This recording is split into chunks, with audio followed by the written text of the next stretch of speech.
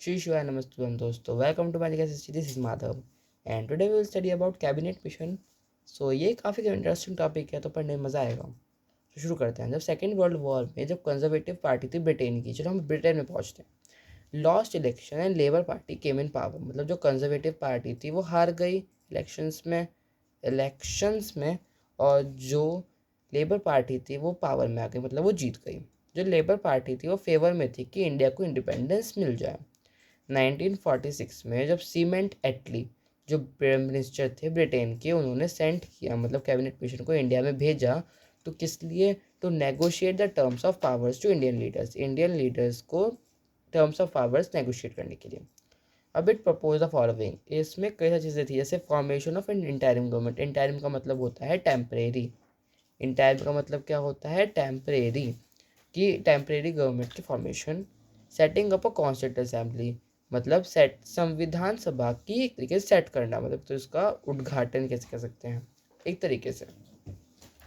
As recommended by the cabinet mission, जैसे cabinet mission में कहा था an interim government was form, interim government form की गई as recommended by the constituent cabinet mission. जैसे cabinet mission में ऊपर आया था ना, इट प्रपोज द फॉलोइंग में फर्स्ट पॉइंट वही है।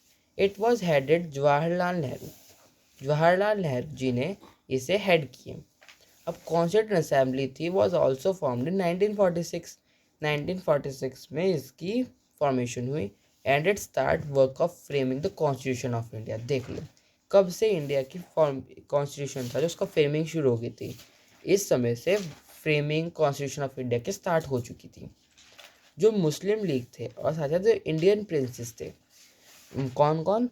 मुस्लिम लीग और Indian princess however refused to participate in working of constituent assembly. जो कॉन्स्टिट्यूंट असेंबली में पार्टिसिपेट करना, वर्किंग ऑफ कॉन्स्टिट्यूंट असेंबली में रिफ्यूज कर दिया, उन्होंने मना कर दिया।